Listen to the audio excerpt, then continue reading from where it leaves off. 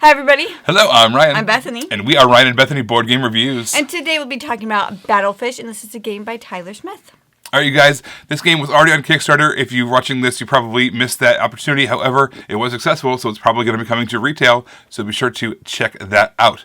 And also, if you like us, what we're talking about, be sure to subscribe to us as well, and you hit the notification bell so you can see all of our hottest, freshest content, like older Kickstarters, as they come out. Hot and fresh. Old Kickstarter. All right, so what we're talking about here, BattleFish. Basically, fish have been taken advantage of since the beginning of time by man and the rest of the ocean world. But now, they're fighting back. BattleFish.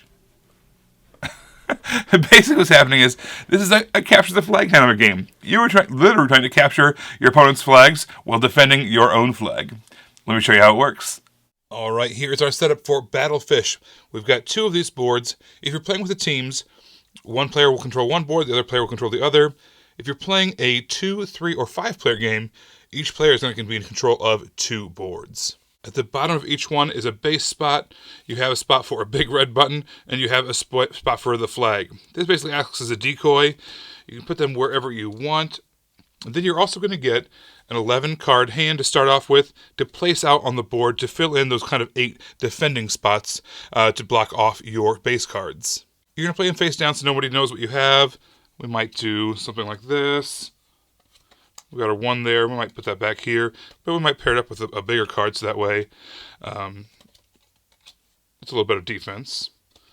You want to make sure you have at least 1 card on each. You are going to have some leftovers so you can kind of fortify some extra ones. Maybe we just put a whole bunch on this. Make people think that our flag is over there, but really it's over here. So all those cards are numbered between 1 and 10. Now we also have a whole bunch of special ability cards as well.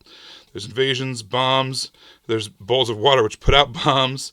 There's all kinds of cards. We're going to shuffle that in with our numbered deck here and make our new draw pile from here on out for the rest of the game. All right, now we have our whole new deck here. We are going to draw up and have a 5-card hand for each player. I should mention the sharks in the game don't actually do anything. These are basically so you can kind of make your own cards, which I think is really fun. But for the sake of teaching this, I'm going to take those out. Obviously didn't shuffle very well. And just draw a new card here. So, all right, we've got our hand of 5 cards. On our turn, we have 2 choices. We can either fortify locations, or we can attack the opponent's locations.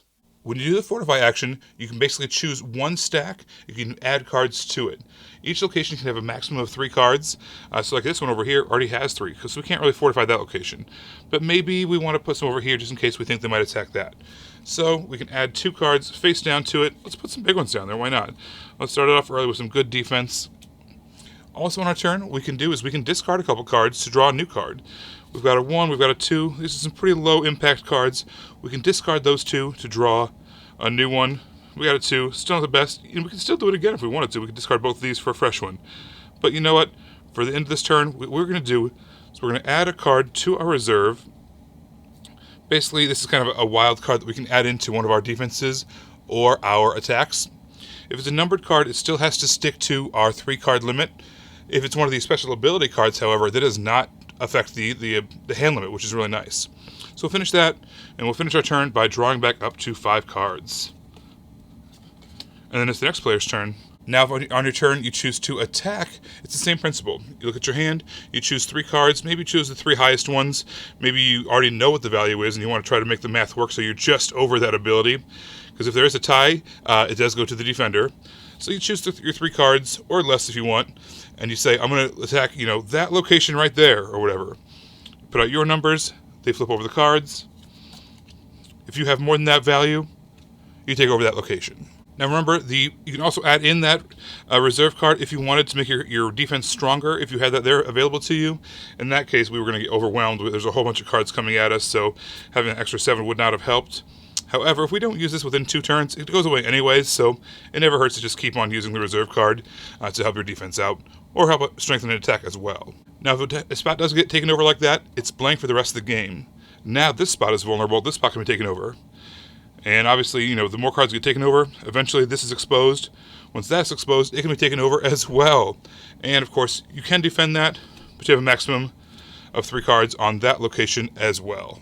If you are playing the team version of the game, on your turn, instead of fortifying one of your own locations, you can actually fortify your teammates' locations as well. Let's say maybe you want to bluff and say they have the flag or whatever the case is. You can choose to fortify their locations with your hand. Now, if one of your opponents ever finds the big red button, this goes into their hand. It actually becomes a card that's worth 15 points, as you can see up there. That is a ton. That's going to be a really damaging card, especially considering there's cards out there that can modify these and make them even better. But the game is going to end once there's only one flag out there remaining. So if you take out a flag, that person is out of the game. They've lost. Basically, you're trying to defend yourself at that point. Be sure that you are the last flag remaining that has been uncaptured. We're going to keep on going back and forth. We're going to be attacking. We're going to be defending. Ultimately, the game is going to end when every player but one has had their flag caught. At that point, whoever has that last flag standing is declared the winner. I like to live on the seat of my pants. And so when I play this game... Fly by the seat of your pants? What's You're like living on the edge and flying by the seat of your pants. And you combine those into a whole new Bethany phrase. I like to make up my own phrases. I like to fly by the pants of my seats. I like to live by the pants of my... First of all, none of that is true. You're very reserved. We found this list. You know how there's lists of stuff on Facebook and you get points for stuff that you get? And I was like, ooh, I got one because I just didn't do anything. Have you ever smoked pot? No. I haven't even TP'd. Have you ever been arrested? No. But I wasn't disappointed about that. Well, for the point structure. Yeah, but I haven't even TP'd anybody's house. I couldn't even get points for that. That's not a bad thing. Yeah, so it's just I was such a boring child. Anyway, I think that this is really fun when you mix it up and you don't know which one is your flag and which one is your push button.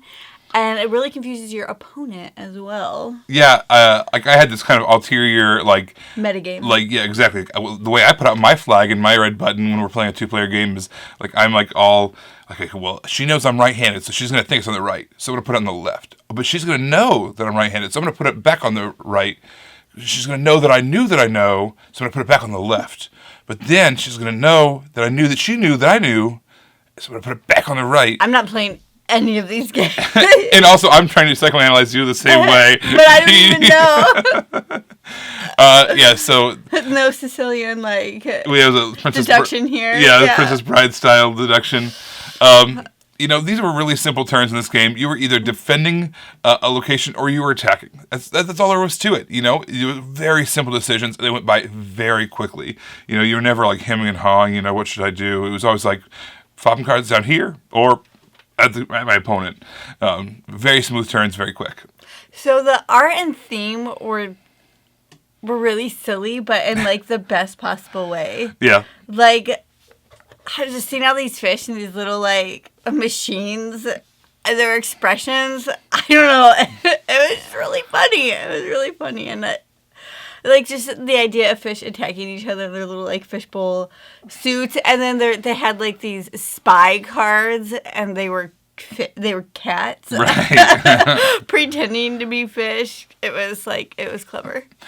I thought this game worked really well at 2 players, as we played most of our plays at as 2.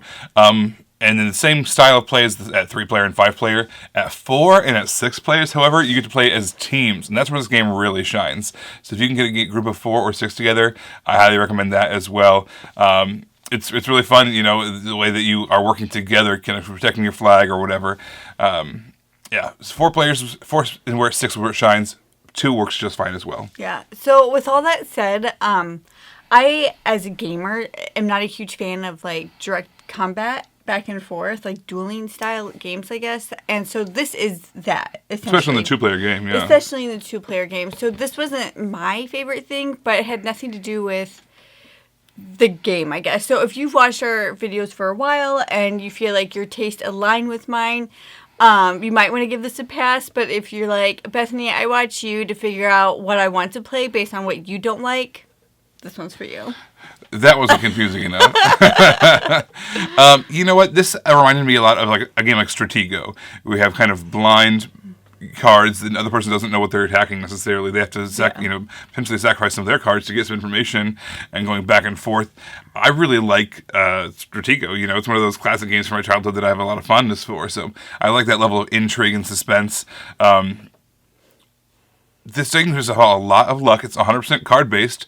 You can spend turns fishing, get it? Battle fishing. Fishing for different cards, better cards perhaps. Get some of those special abilities that pair up really nicely, those higher value cards. But frankly, it comes down to if you have the higher cards, you're going to do well. And over the course of the game, that should balance itself out. But there is luck to this game, quite a bit, especially right out of the gate. We had a game, one of our plays, I basically dominated the entire first half of the game just because I had 9s and 10s constantly, and she had 3s and 4s. Yeah. So it balances itself out as most things do over time. But yeah, so I enjoyed this one. I like the silly dueling of it. That's BattleFish. Everybody, thank you so much for watching. Don't forget to subscribe so you can see our videos as they come out. Until then, you can find us on Facebook, we're Ryan and Bethany Board Game Reviews. On Twitter, we're Ryan and Bethany 1. And on Instagram, we are Ryan and Bethany. All right, you guys, thanks for watching, and we will see you next time. Bye. Bye.